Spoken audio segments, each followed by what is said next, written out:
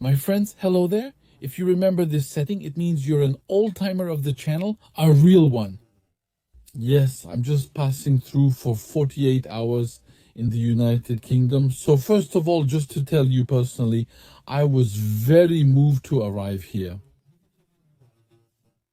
You see, we're not animals in a way. When we live somewhere, we put down roots. And while I wish the best for the United Kingdom, I don't regret leaving. I had to leave. It's not a decision I'm going back on, but at the same time, I regret having had to make this decision. But what do you want? It's a war that's being waged against the British, a war against their way of life, their quality of life in general. And today I'd like to illustrate it with something. So here, if you look, we have today's newspapers talking about a possible value-added tax on health insurance. That's politics. It's the politics of jealousy, the politics of destruction. I'm going to tell you a story, an African story, a rather mean story, but I'll tell you anyway. You know, there were two so-called friends, right? And then they're in a forest or a place like that, and they come across a genie. The genie appears and says, listen, here it is, and does his genie job. I can do for you anything you ask of me. Just what I give to the first, I will give double to the second. So who will start? So the first one says to the other, you go ahead. And then they spend a long time trying to figure out who will go first, knowing that the one who goes second, who places his order second, will automatically get twice as much as the first one. After a while, frustrated, one says, okay, I'll start. He tells him, blind me in one eye. So that's, if you will, the policy of destruction. I lose so that you lose too. And we see that the British regime is at war with the British population. So this story about value-added tax on health insurance, I'll tell you what's going to happen. They already tried it with private schools, and here's the result. The result is this. In private schools, well, they added 20% to schools that were already extremely expensive. When I say private schools in the United Kingdom, that's what I mean. That's what we're talking about. At a minimum, 2,000 or 3,000 euros per month, okay? And that's the minimum. These are really the lowest tier schools, roughly. Let's say 20,000 euros a year, 25,000 euros a year. But if we go higher, it'll add up fast. Middle-class people cut expenses, reduced vacation budgets, drove old cars, and stayed home. They stayed in a small home. They took out loans, all that just to be able to provide a decent education for their children, to avoid the lousy schools in this country. Well, we're going to add 20% value-added tax for them. For many, it was overwhelming. With inflation and rising bills, they just couldn't manage. So what did they do? They took their children out of private school. Where are the children going now? To public school? Public, that's right. So they're going to cost more, yes, in public school. So, in the end, did we win or lose? Of course we lost. They lost, but the public treasury also lost. Because the value-added tax won't be paid anyway, since these children are unenrolled, so the value-added tax won't come in. And then we'll end up with the public sector, which will have to handle an influx of students, and many are waiting for a spot, etc. All right, so I lose, I'm the state, I lose so that you suffer. This whole health insurance thing, it's the same. People pay for health insurance. And now we're going to tell them there's a 20% value-added tax on top of that, just because you wanted to avoid hospitals that look like dying rooms. With waiting lists, practically 1 out of 10 people in this country is waiting for hospital treatment, all right? There are people who die or who will die before they can even start their treatment. There is no room. The system has collapsed, so there are people trying to improve their health a little bit. They will pay for health insurance plus a 20% value-added tax. What's going to happen? For many, they will stop their private health insurance, and where will they go? They will go to the public system.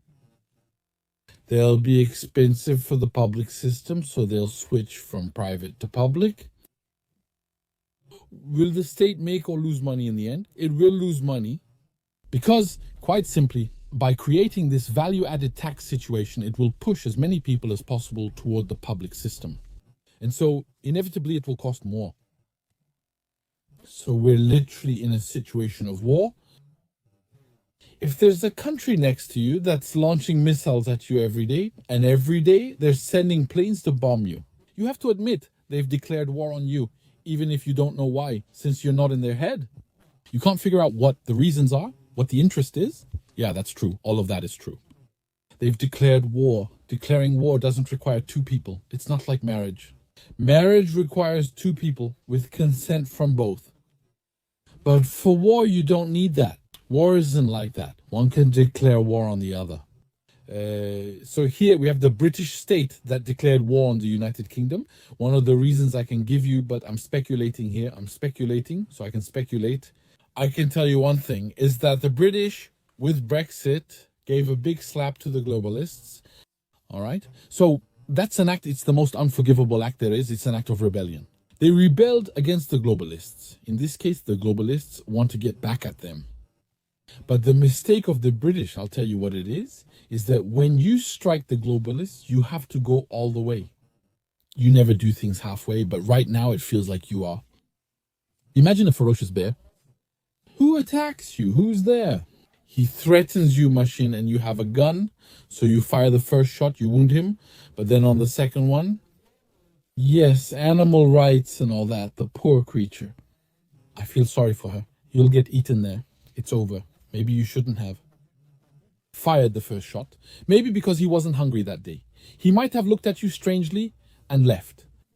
But after hurting him, it's over for you. So that's exactly what they did.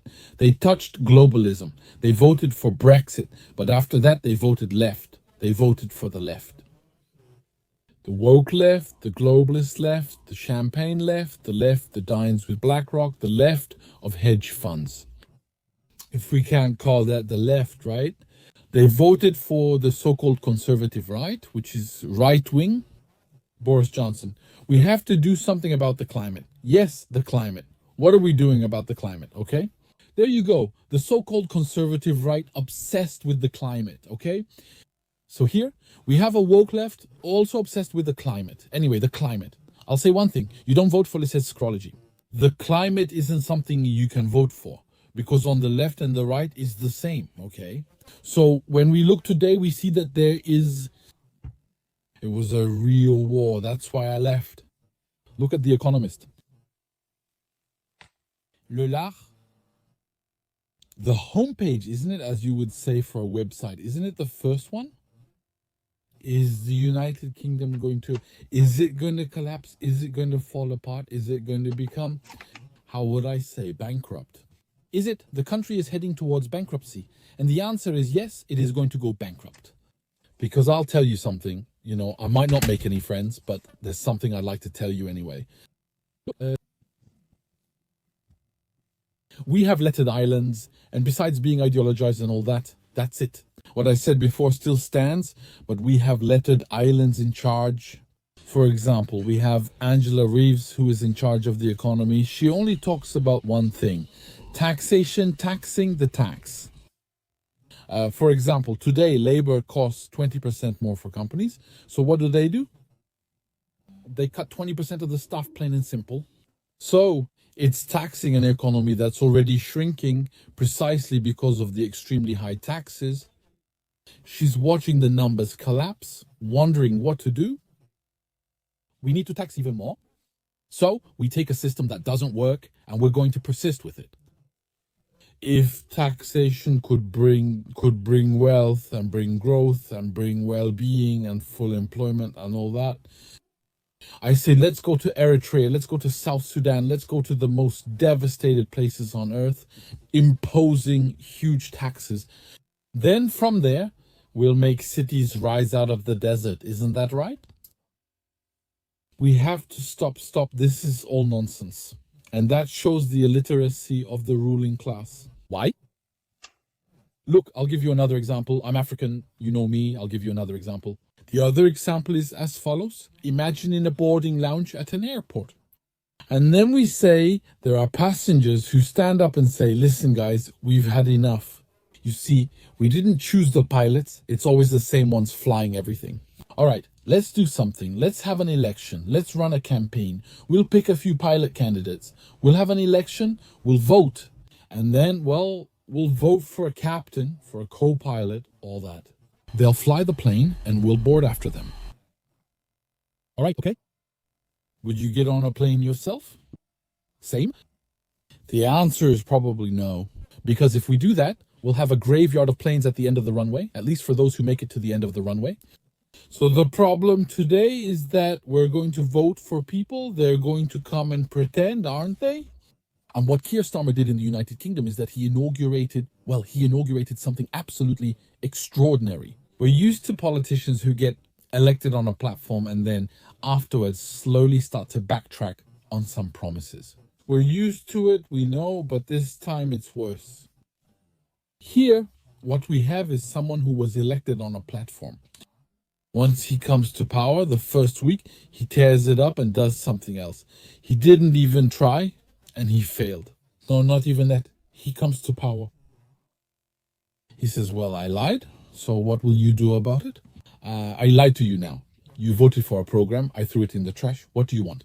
Don't vote for me next time, but I'll still be here for 5 years, all right? Get lost, like Sarkozy used to say. He said, get lost? Yeah, get lost, you idiot. No, that's not Sarkozy. Get lost, you idiot. That's more in Macron style. Yeah, that's more of a Macron kind of expression. He brought in a team of illiterates. And what are they doing? And then they want to swear about the country's economy, right? They want to swear about the economy. I mean, these are people who couldn't run a grocery store. They couldn't run a bar, right? And now you give them the country to run, and they run it, and that's where we are. It's like this crew who were recruited from among the most deserving passengers, right? There you go. That's where we are, my friends. Disaster, that's it. So, thank you for following me this far. If you see spots on my cheek, it's a gardening accident, all right? I'm done gardening. I was born in a city, you know? So bushes, machines, all that, I'll be careful next time. Anyway, thank you for watching this video until now. I hope it was informative, wasn't it? There you go. But it's true. Once again, I'm sorry. I regret having to make this decision. It's terrible. It's terrible to be forced to leave your home. But, well, I hope that one day these people come to their senses. And that things in their heads, I really doubt it. You see, there's a second voice there. Look. Actually, you know what?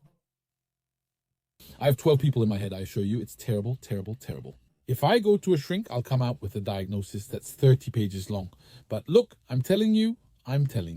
I hope they'll come to their senses, but another voice insists it won't happen. That's true. They're too deep into madness. They're too deep into delusion. You see what I mean? It would take a lot.